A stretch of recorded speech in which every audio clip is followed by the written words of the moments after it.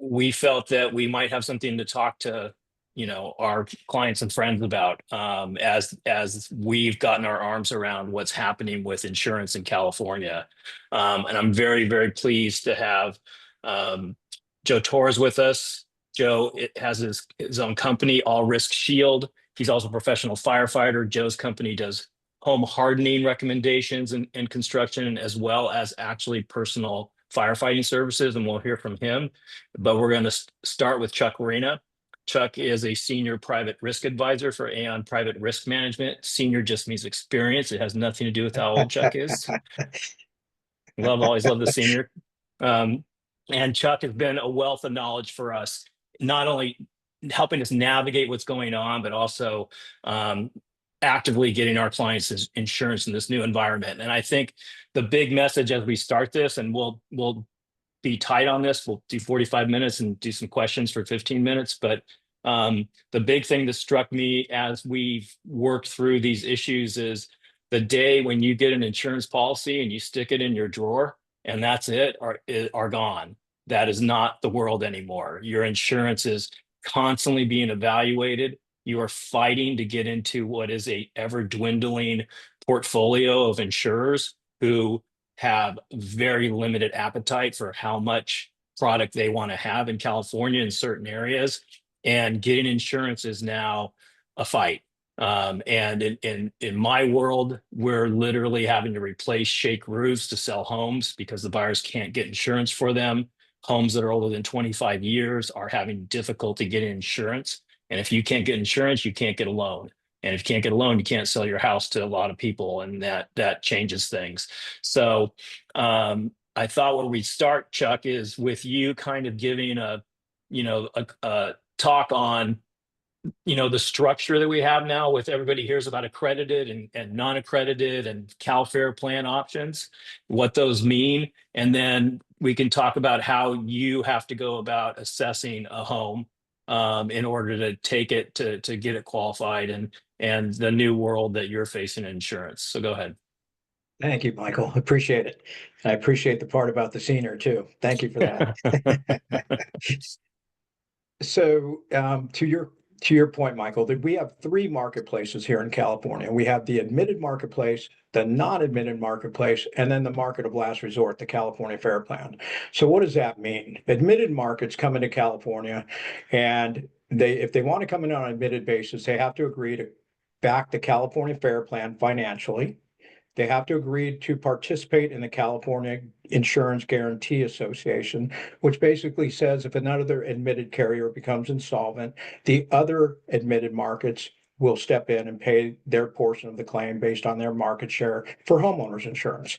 So the consumer has that extra backing of the California Insurance Guarantee Association, and they have to hard file their rates with the state of California.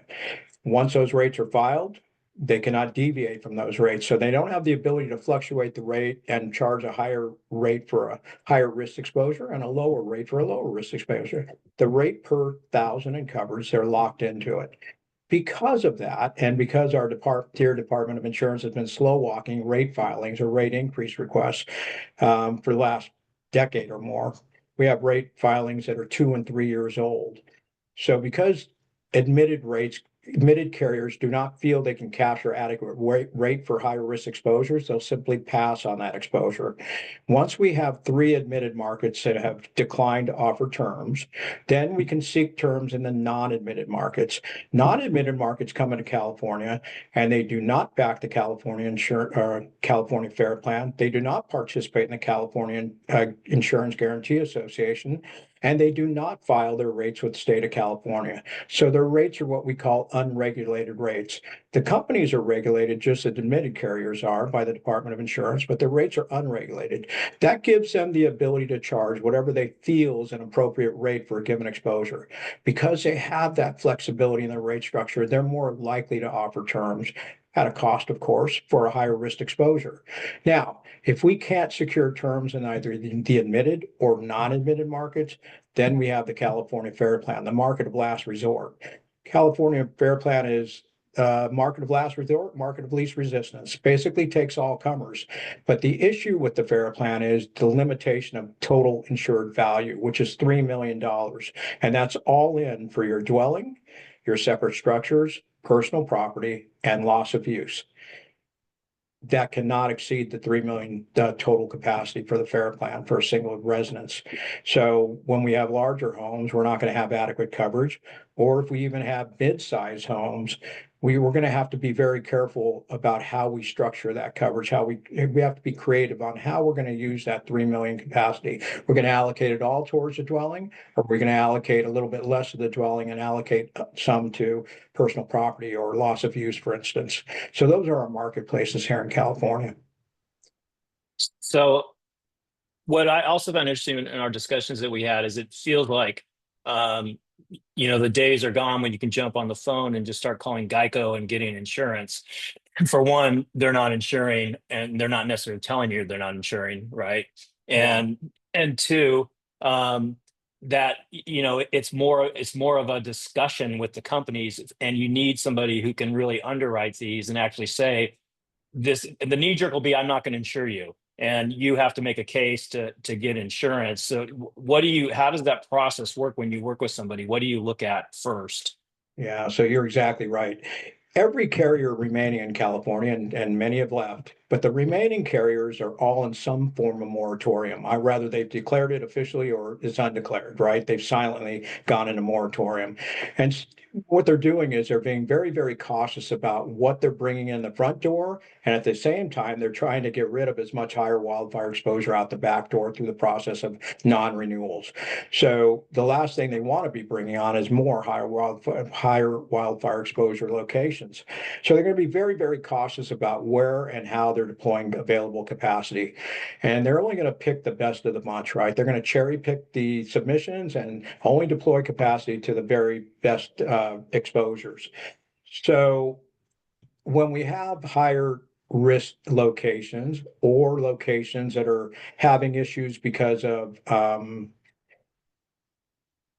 not only location, but possibly the size of the home as well, right? Because carriers are very concerned about deploying a large amount of capacity at a single location when they could take that total capacity and maybe deploy it in 2 or 3 different locations. So they're really concerned about that as well. And aggregation plays into that, and we can talk about that in a second.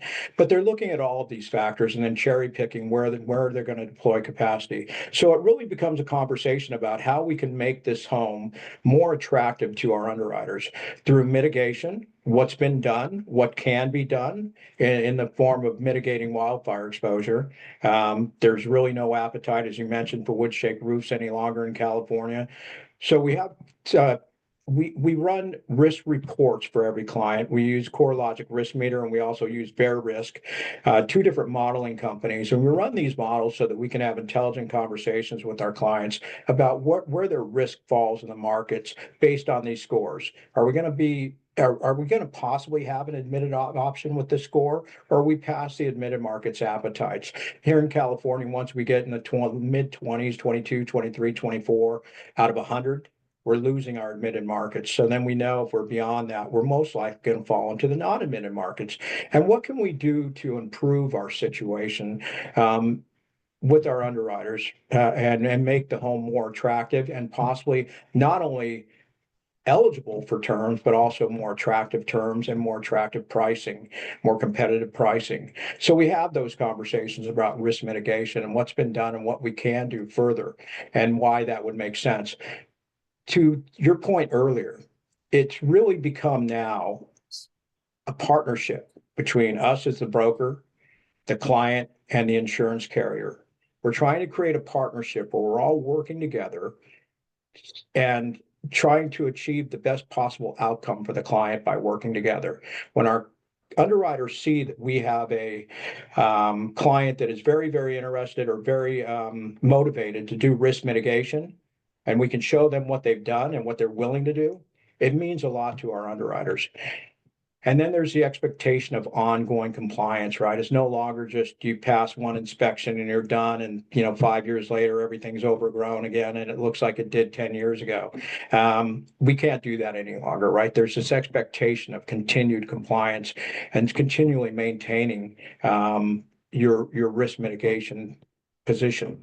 Yeah, so let's talk about that a little bit. So, because I think that's another thing that sort of jumped out at me when I said that you can't take your policy and stick it in the drawer. But I have so many clients and friends that have insurance, and and I look at their shake roof, I go, "You still insured?" And they're like, "Oh yeah, we're still insured. We're fine. We have State Farm, we have whatever." What should to me, after talking to you, it seems like that they should be actively talking to an insurance broker right now before their policy comes up, because not only are they facing the possibility of no insurance, they're definitely facing the possibility of a huge risk or a huge rate adjustment, which is also part of the work that you're doing. It's one, qualifying them in the Hunger Games of insurance now to actually get insurance, but two, you can affect costs by what you do. So, what would you tell somebody looking at get your policy out of the drawer and call me when 6 months before? Yes, we cannot have too much time, right? Time is a luxury. Most people are pressed against a hard time stop, and a hard deadline, and it makes it very, very stressful for them and our underwriters as well. Underwriters don't want to be pushed, and they don't want to feel like they're being pushed to make a decision. They want time to evaluate every location, and the more time we can give them to do that, the better. Typically, quotes are only valid for 30 days, but we can start that process having these discussions much earlier than that and make sure that we're prepared to go to market at that 30-day mark. Usually, we're going out about 45 days in advance because it's taking at least 2 to 5 weeks to get terms back. So, depending on where the markets that we feel we're going to need to go to, that'll predicate when we start our actual marketing efforts. But we should be gathering information and having these discussions much far in advance of that. Yeah, and everybody on the call can pretty much expect their insurance is going up. And depending upon the areas you're in, what does that mean? I mean, what kind of price adjustments have you seen? I know California is regulated and the insurers are asking for more, but what's the reality on the field that people who are getting their new insurance bills? Is it 20%? Is it 30%? What is it? Yeah. So that's a great question because I'll give you some examples. So we have three high net worth carriers in California remaining. We used to have AIG, they're gone. We used to have Nationwide Private Client, they're gone. So as far as high net worth carriers, they have the capacity for larger properties, higher replacement value properties, right? The replacement cost is higher. Those are Chubb, Sure, and Cincinnati. They're all three here on a non-admitted and admitted basis. The reason for that is they're pushing the majority of homeowners over to the non-admitted side where they have more flexibility with their rates. And then they're writing the other lines, admitted, auto, collections, excess, whatever the case may be. And so we're kind of cross-pollinating between the admitted and non-admitted markets. The days of the admitted rates in California, and I'll use State Farm as an example because they were writing everything and anything for pennies on the dollar. They just kept doing it and doing it and doing it, and so folks are very accustomed to admitted rates here in California, and those admitted rates by and large are going away. State Farm was just granted their 22% increase. That they need more over that, and that's on top of a 20% increase last year. So if you're a State Farm insured, you should be expecting your renewal to look a lot different than it did even a year ago, 2 years ago, certainly, because now you're going to see somewhere around a compounded 40 to 42% increase, and they're asking for more. That 22% was just an emergency rate increase to keep the wheels spinning so that they can continue to pay claims and that sort of thing. But if you're with an admitted carrier today and you get non-renewed and you're not going to qualify for admitted rates, and we know that fairly early on, based on our modeling, then you can expect at least 30 to 50% increase on average. And that includes the fair plan as well. They're going to come with raises as well. Fair plan used to be very inexpensive years ago because it's a bare bones policy. It's not any longer. Fair plan is expensive, and it's very expensive in regards to what you're buying, right? The coverage you're getting. It's very, very limited coverage. There's 9 basic perils, and that's it. That's all they cover. And so with the fair plan, you also have to have a wrap or a companion policy, what we call a difference in conditions policy. State Farm is calling it their modified contract. What that does is it kind of supplements the fair plan for the coverages they don't include. The 3 biggest would be theft of personal property, liabilities not included in the fair plan, another big one, and water damage, which is the #1 cause of loss nationwide for homeowners. So having that wrap policy or that difference in conditions policy pulls in some of the coverages that the fair plan doesn't include. And so you have not only the cost of the fair plan, but you have the added cost of the wrap policy as well. So Okay, and then let's talk about one more thing. I'll get to Joe, but um, how do people listening to this call use their existing insurance? Because when we were having a conversation a couple of weeks ago, you commented that it's not just the property that underwriters look at; they look at the insured as a person and as a claimant. And so, what if any comments would you have on making claims on existing insurance policies and how that affects you when you try to get more insurance? I know it drives people crazy because insurance is supposed to be there to insure you, but how careful in this new environment should you be about making claims? So understanding that every carrier is looking to reduce their exposure in California. I don't care if they publicize that or not, or said it publicly or not. They're all looking to reduce their exposure in California, especially of anything that even has a whiff of wildfire exposure. So understanding that, you really have to protect your policy, protect your renewal. You should be doing things to mitigate loss so that if you are threatened with non-renewal, hopefully you can have a conversation about what you've done to improve the insurability of your home. But beyond that, as far as having claims, when a carrier is looking to get off of risk, they're going to look at a couple of things. #1, they're going to try to get off their higher wildfire exposure because that's their only means of controlling the cost of reinsurance, which every carrier has to have, regardless of how big or small they are.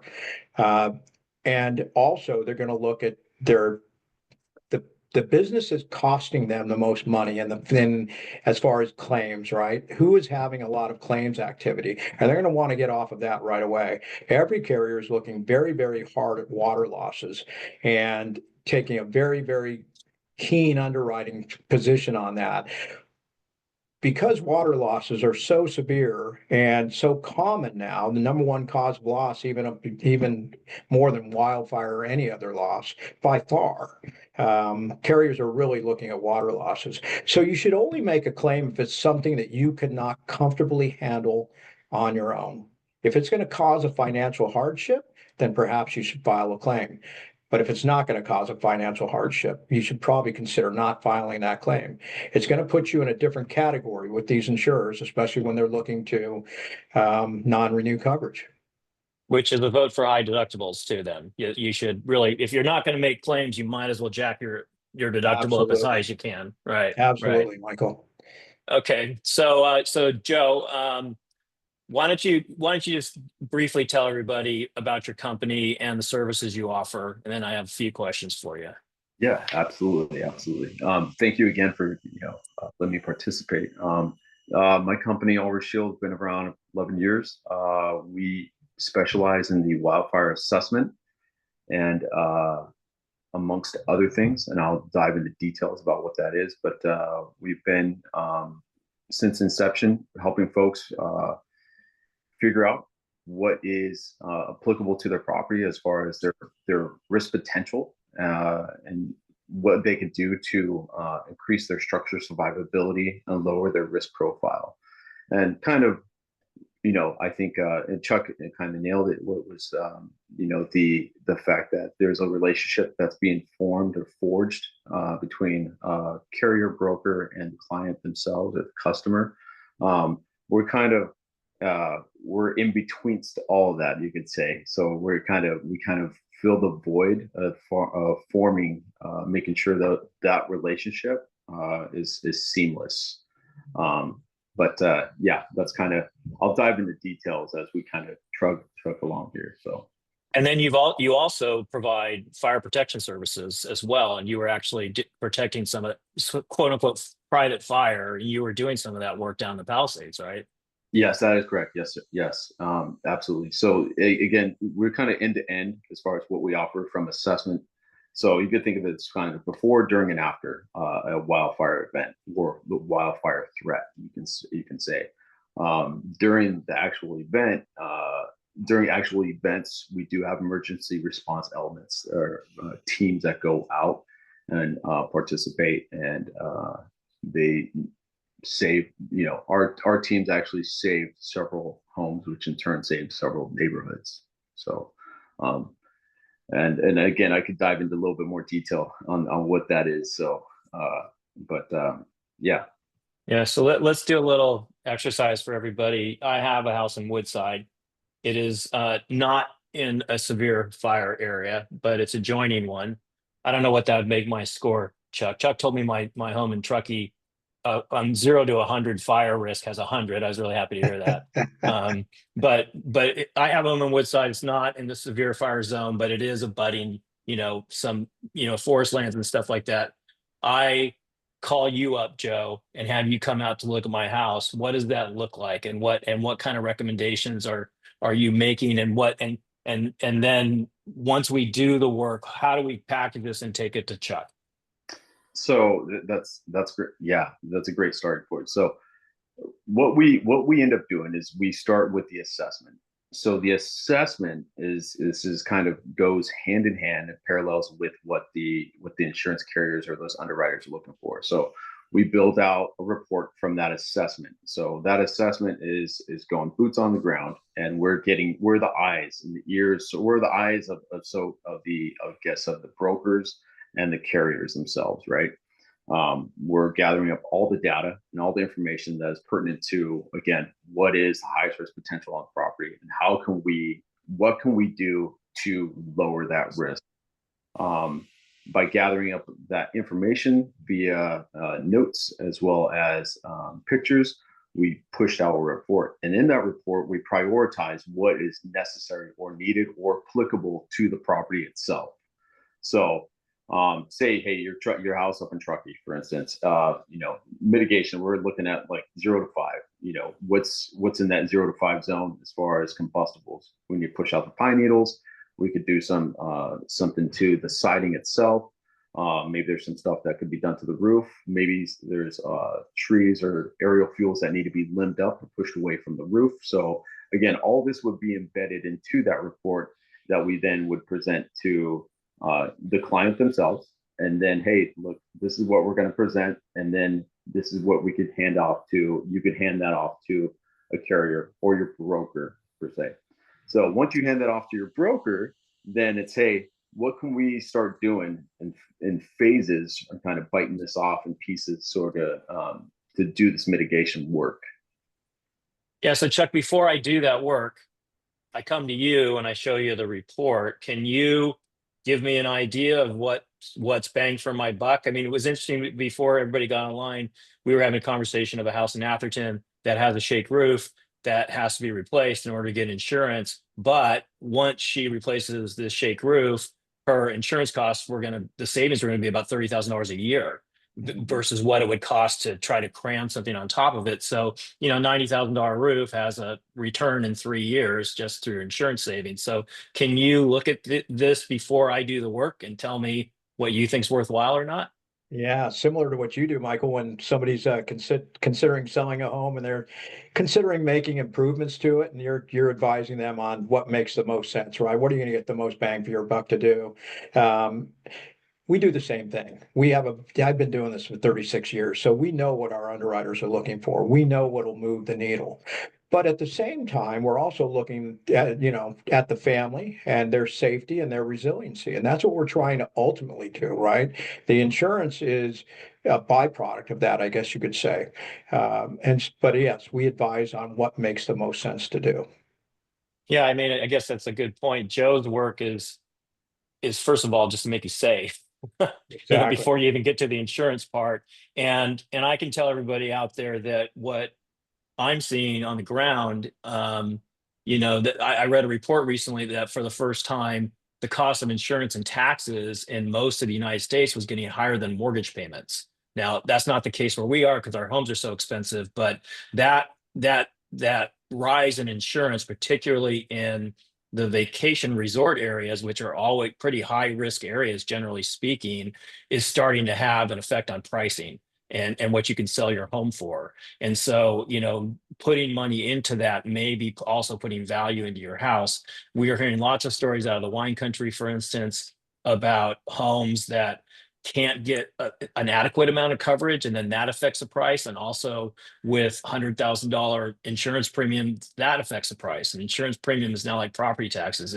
You got to pay it every year, and it's not going away. And the buyers are starting to look at that and say, hey, this affects my ability to pay, what I can afford or what I want to afford. And the really interesting part of the stories I've heard is you're looking at an $8 million house and you can only get $4 million worth of coverage.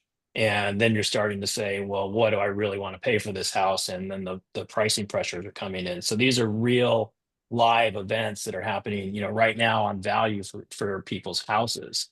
Um, so so let's complete the transaction. So you tell me things to do, and this gets back into time, because you're right. If I got to get a new roof, I know it's going to be 6 months to even get somebody to start on it right now, because so many people are doing roofs. So I really want to look at it. I'm a little embarrassed to say this, but do policies expire every year? Are they up every year? Is there a term on them?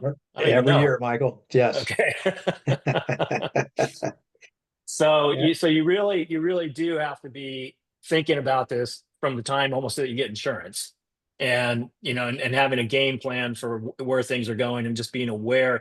And these issues that have come up, like what I've noticed, like for instance, we have electrical panels that come up on some homes that have been built in the 50s and 60s that have always been called out in inspection reports, and this should be replaced. Well, now they're a non-insuring item, and it seemed like that happened in the last couple of years. If you have that panel, you're not getting insurance. If you have knob and tube, which we have in a lot of our older homes in Palo Alto, for instance, you're not getting insurance. That's a recent event. I mean, how do you keep up on this stuff? I mean, Yeah, exactly. So it's always changing, right? And that's our job, is to keep up on it. But it's constantly changing. The underwriting appetites are constantly changing, and that's always been the case. But the change now is faster, and I would say more impactful.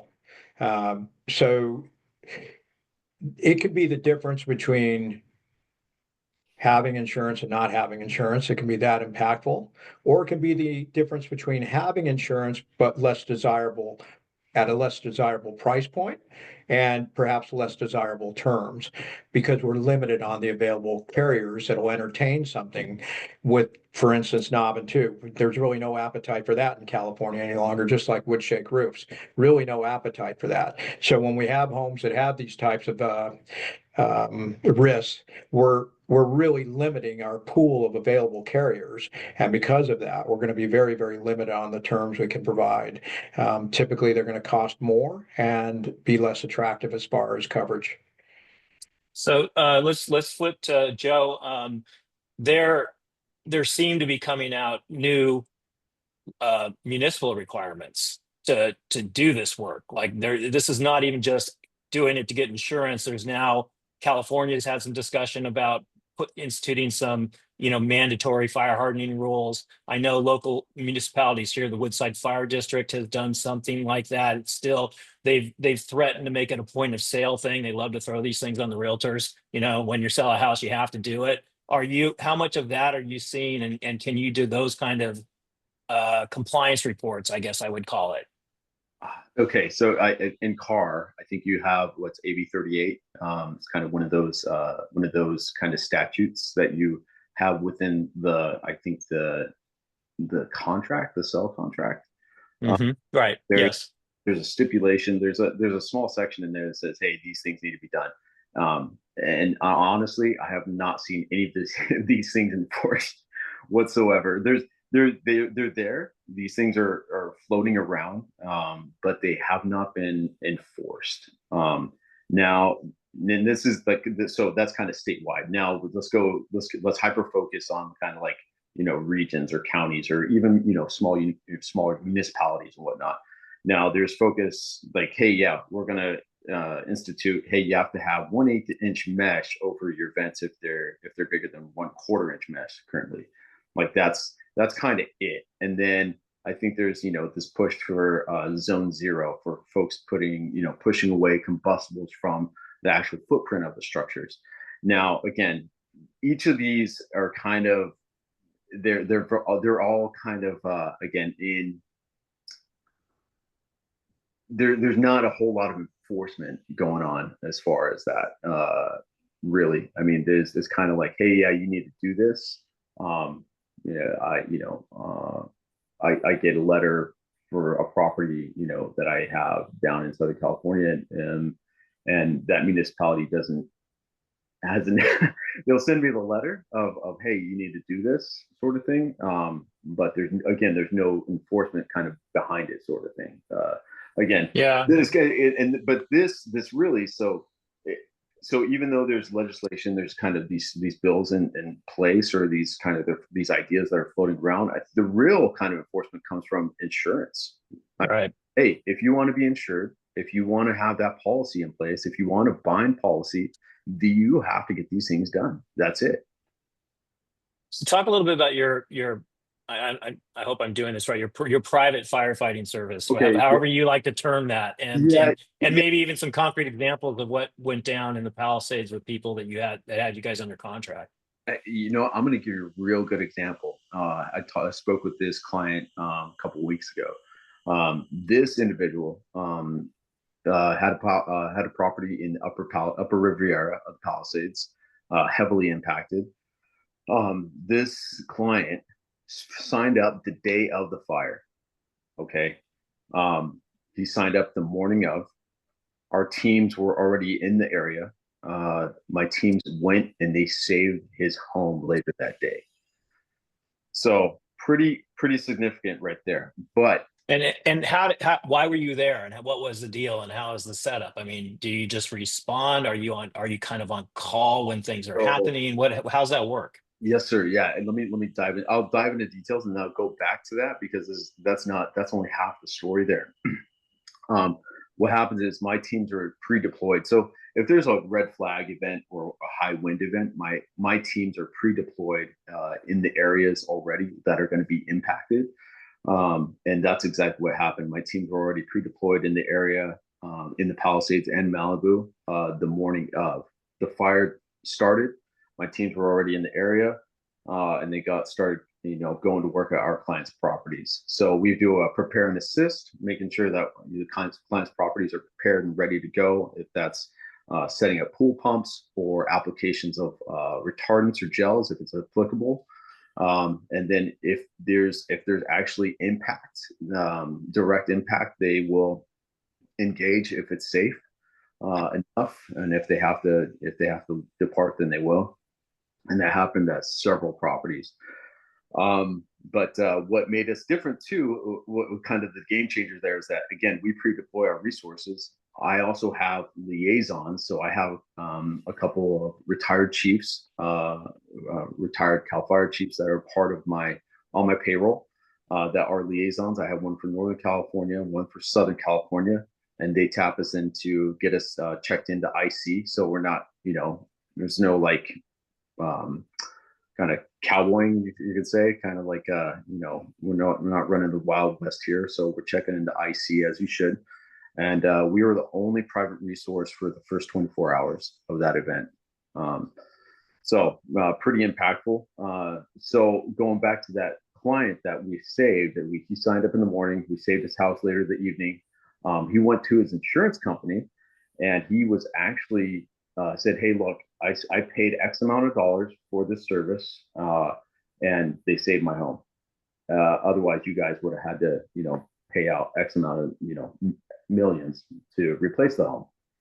And it reimbursed him what he paid For your services. Interesting. So Chuck, if I bring to you that I have Joe's team under contract, is that going to have an effect on my insurance, my rate? Certainly helps, because it speaks to your risk mitigation attitude, and the fact that you're willing to invest in risk mitigation, right? And create resiliency for your home, and also creating resiliency for the insurer as well. Makes your home more attractive, more desirable from an underwriting perspective.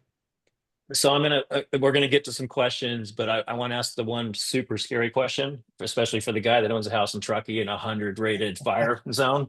Um, I mean, are we facing an era where um, some high end, high risk areas are just not going to be able to get insurance? Yes. Yes. Yeah, that's the way I kind of feel. In California, there's no reason to self-insure from $1 because we have the FAIR plan, right? We can get $3 million of capacity there, and then you're on from 3 million and one up. We also have excess programs that can sit over the FAIR plan to supplement it if the home qualifies, because those are subject to qualifications. So they may not be available for some locations. So to answer your question, yes, there are areas where we're not going to be able to get admitted or non-admitted coverage, and it's going to have to fall into the FAIR plan. And I'm starting to look at the questions, and this one made another question jump into my mind too. There's been some talk I've heard from different insurance brokers and stuff that you need to be careful with how you seek insurance. That if you are, let's call it multi-apping, or if you're dealing with a bunch of different insurance companies and talking to them all at the same time, if you're getting rejected by one, that can snowball on you. Is there any truth in that? Yes, absolutely. So once again, we have limited markets here in California, and so every underwriter that's still actively writing here in California they're all inundated with submissions. So the last thing they want to see are multiple submissions from multiple brokers for the same property. Then they know that this client isn't seriously working with a single broker, and that they're just shotgunning it. And they don't want that because they're just too busy to be underwriting multiple submissions on a single location.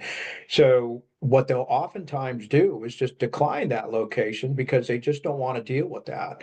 And they'll decline it. And once that declines in the system, then another underwriter that sees that will decline it as well because it's already been declined in the system. It saves them time and effort. So once again, they can concentrate deploying their capacity on the most desirable exposures.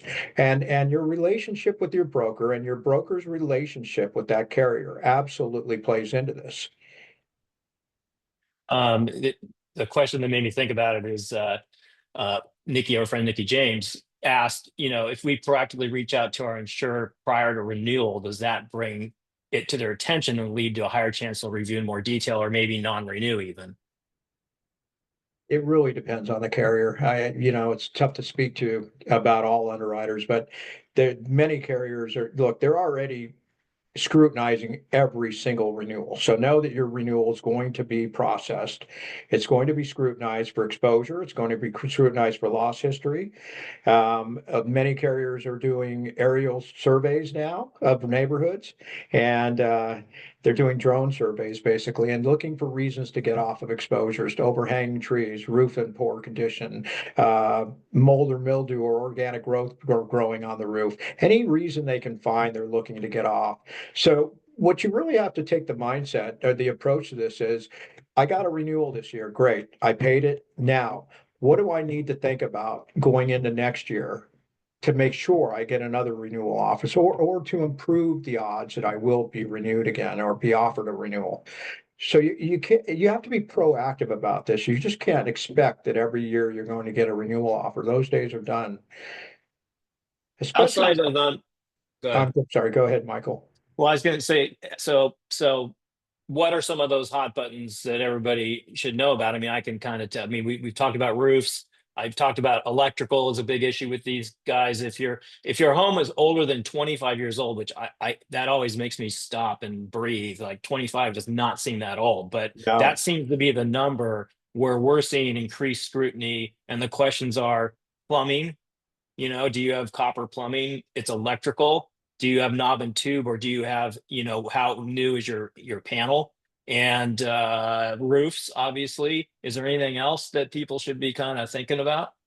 HVAC, your heating HVAC. and air conditioning system. So I haven't seen carriers that typically of a want, certain age. yeah, carriers typically want upgrades on these systems within 25 years. So once again, your electrical, your plumbing, your roof, your HVAC, and some carriers seismic upgrading as well. So if you're You know, some carriers require seismic upgrading up to the 97 code here in California. And we have an inspection company that can help establish that. So I have a question. I'm not sure. Is Firewise USA certification a legitimate program for protecting existing coverage or rate protection in Central Woodside? It certainly helps. Yes. Okay. Yes. There's no discounting for that. There's no credit for it, but carriers do recognize a Firewise community. Okay. And that actually, I think my trucking community is Firewise. I should know better than that. But that is a community movement to, Joe, do you get involved in those assessments at all? Yeah, yes, we do. We do. We do Okay. have a lot of traction, especially now with folks or communities who are seeking Firewise. And look at this, just to piggyback off what Chuck's saying, speaking about, it's just this is all about layering.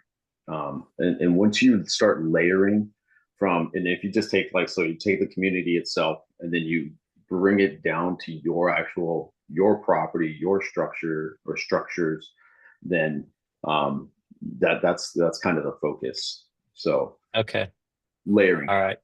Concept. Okay. Here's another question, and thank you, Grant, for asking this, because I've heard these stories too, and I'm wondering how true they are. If your home is owned by a trust, but the trust is not listed on your homeowner policy, is it possible for the insurance company to deny your claim? We've heard stories of that, especially down in Southern California, that's happening. So yes, whatever entity is on title should be on the policy as either a named insured or an additional insured. If it's your primary home, it should be on there as an additional insured. You should be the named insured, because as a named insured, you have worldwide liability extended to you, as opposed to premises liability for just that location. As an additional insured, you only have premises liability, which is all the trust needs or the LLC needs.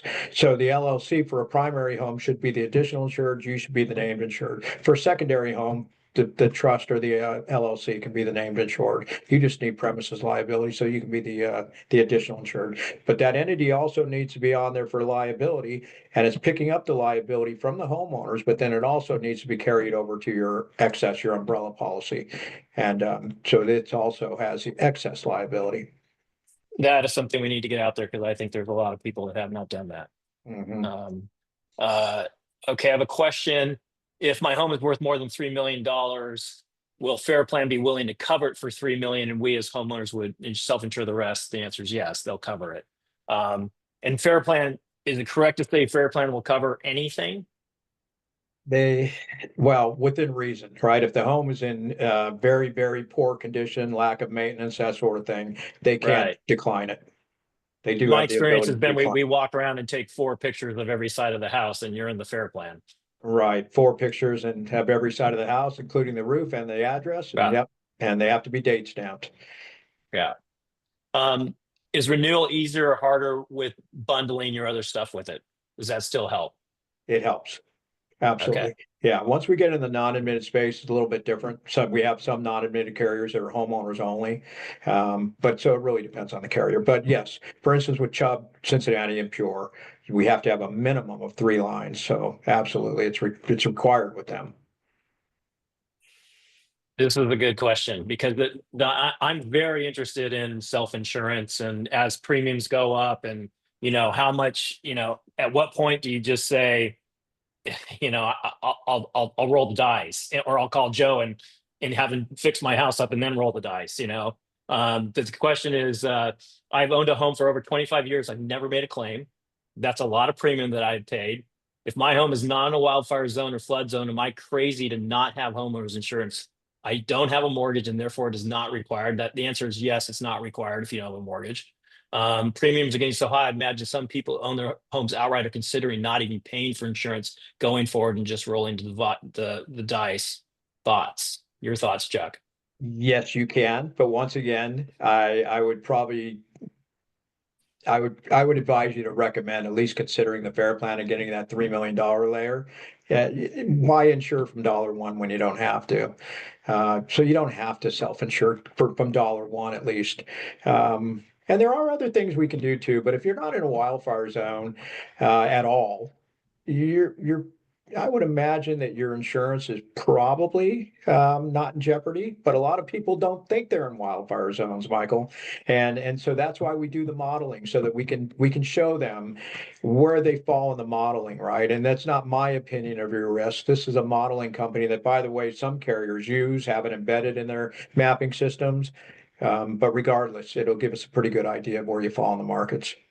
And let's talk about that a little bit, that the maps that we hear about, and like, Cal Fire just, I think it's Cal Fire just came out with their maps, is all on the paper. You're severe, you're moderate, you're not. Mhm. Those aren't even used by the insurance companies, Not really. correct? No, no, They have you're their correct. own modeling, their own assessments. And Yeah. isn't that a lot of what the fight with California and their admitted insurers was about as well, that they wanted to use models that forecasted rather than models that look back?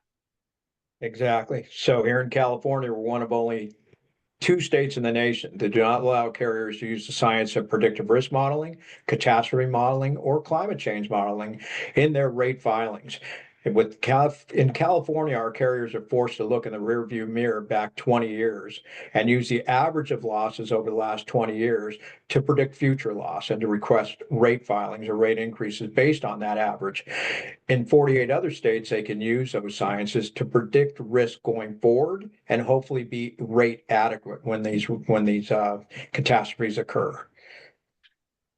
So let's talk about one more thing that comes to mind for me. I'm hearing about all these companies that I've never heard about that are covering, like Mint and Pure and Bubble, or I don't know what, and I mean, what about their ratings, and are these companies legit? I think, is it true that California actually does somewhat watch that? They have requirements for financial solvency, but how are we looking at this stuff anymore? I feel like people are just getting insurance to get insurance. They're not necessarily really looking at the company. They should be looking at the company too. They should be looking at the AM Best ratings for these companies. Absolutely. Because that'll give you a very good indication of their financial wherewithal, their financial ability to pay claims, and to make sure that their reserves are adequate. So in California, we're really monitoring their reserve adequacy, which is required here in California, that they maintain that level of reserve in comparison to their exposure, but also their financial wherewithal to pay claims. State Farm, I'm going to use them since we brought them up. They are the largest insurer of homes here in California. They've been downgraded to a B with AM Best. They're right on the verge of not being acceptable to mortgage carriers if they get downgraded any further. So they're in a very, very precarious situation, and their insureds, it puts their insureds in a very precarious situation too, because you may have insurance with State Farm, and if they get downgraded further, your mortgage company may send you a letter letting you know that they're not going to accept that State Farm policy as collateral for the loan, and they're going to And, force you out onto the market. and then how can California allow State Farm to stay admitted if they have financial issues? I mean, it seems like they almost have to give them the rate request, Yeah, or else they got to throw exactly. them out. I mean, Yeah. they're not So solvent. it was a very high stakes game of chicken, I guess you could say, between the Department of Insurance and State Farm, and the state blinked. They gave them the 22%. They wanted assurance that State Farm would write more in California, start writing new business, which State Farm isn't open to doing, and they're not going to do. If they could do that, then they would have already done that, right? They would have already been rate adequate, and they wouldn't be in the situation they are financially right now. So the state gave them the 22%. We'll see where all this shakes out. We're going to see if this is enough to keep them solvent, and continue paying claims, especially related to these wildfires. They had the largest exposure of any insurer in these wildfire areas in Southern California, Altadena and Pacific Palisades, even more than the FAIR Plan. So their estimated loss is somewhere in the $7.5 to $8 billion range right now, and that's going to continue to grow. Yeah, and somebody just asked about solvency issues for the FAIR Plan. Um, I mean, it's California. They can't print money like the United States. So, how So does that? even though it's called the California Fair Plan, and it was created by legislation here in the state, it is not a state agency. It's an independent insurance carrier, but they have the ability to assess the admitted markets, which they just did.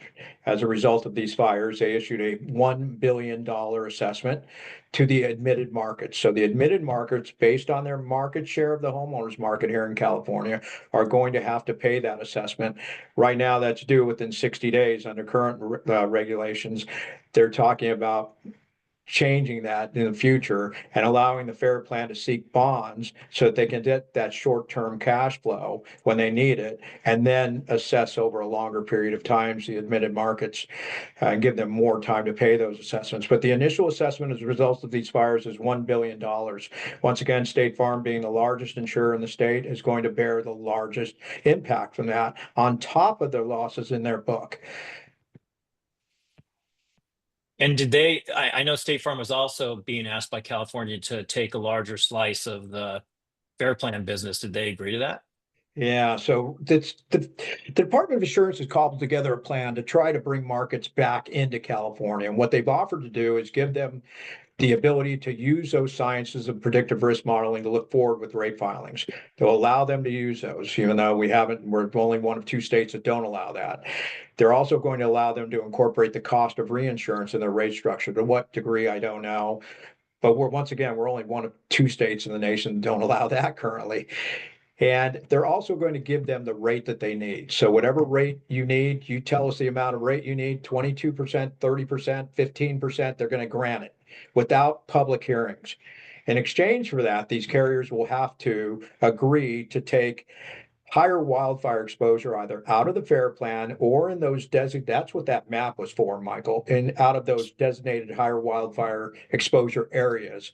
And over the course of 5 years, write 85% of their current market share, whatever they have right now, out of those higher wildfire exposure areas or out of the FAIR plan, and help depopulate the FAIR plan. So that's what the carriers are going to have to agree to be able to use those sciences, to be able to incorporate the cost of reinsurance in the rate structure, and to get the rate they need. Now, it's yet to be seen who's going to sign on for that, because in 48 other states, they already have the ability to do those things, and they're not being forced to write exposure they don't want. So it's going to be very interesting to see which carriers sign on to this deal. So you're telling me Truckee has a chance? It has a chance, right? But but here's If I the get other Joe part in of that there, too. I got a chance. Okay. So that's what's primarily kept our rates artificially low here in California, is the fact that Right. carriers cannot incorporate the cost of reinsurance in the rate structure. So they don't have the ability to pass that on to us as consumers. That is a cost that's grown exponentially year over year over year, especially over the last half dozen years or so. As that cost continues to grow every year exponentially, the carriers' margins continue to shrink because they're stuck with that cost on top of the catastrophic loss history we're experiencing here over the last half dozen years or more. So their margins continue to shrink, and eventually they just can no longer operate profitably here. And so that's what's driving the carriers out of the marketplace ultimately, is reinsurance, which is insurance for insurers. And all carriers have reinsurance, no matter how big or small they are. Right. Right. One last question here. Lots of second homes rent out at Airbnbs or for rental. How does that affect your insurance? Do you There have to are have some carriers that have special coverage for appetite. that? Yeah. Some carriers to have an appetite for it. Others just simply don't. Short-term vacation rentals are a different market all in itself. So it can affect you getting insurance, period. Yes. Yeah. With some carriers, absolutely. With some carriers, it's a hard stop. No. Okay. All right. I like being on time, so I think we're gonna cut it there. This is a lot. We kind of wanted just to give this a wing and see where it went, and I think we're gonna do more of these as we move along.